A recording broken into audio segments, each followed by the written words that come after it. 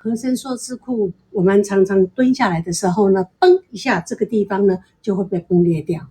那以下呢，我来做几个方式预防，怎么样呢？在这个位置上面呢，比较不容易崩裂。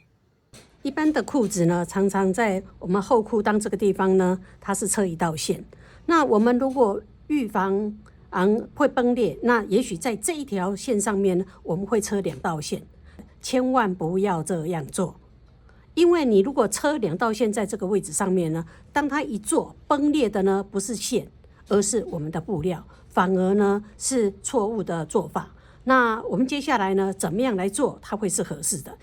首先呢，如果说我们要车2道线，我们紧邻着这个边，然后直接在旁边大概一个针目的时候车1道线，是这样子呢，一样是2道线，断了第一个还有第二个做防线。可是这样子会造成裆的位置上面有一个厚度在，穿着起来是不舒服的。所以依照那样子的原理呢，这个边上面我们把这一边弄过来一个针目左右，在这上面压线。好，所以我们先做这样子的一个示范。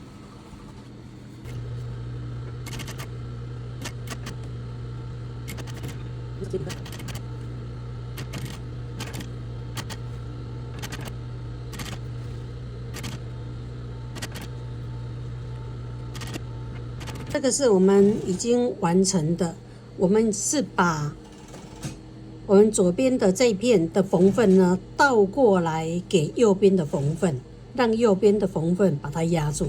所以呢，我们翻到这一面来看呢，这边这一条线是原本的车缝线。那现在呢，我们加了这一道的车缝线呢，是车在呢另外一边的缝缝里面。所以呢，它就不是在原本的这一条线上面。所以当这一条线呢被崩裂开的时候呢，换这一条线，但是它的分量呢是在缝缝里面，所以穿上来呢不会有厚度的感觉，它是整个是平的。所以呢，我们刚刚的这件裤子呢，里面它就是这样子的一个结构。这边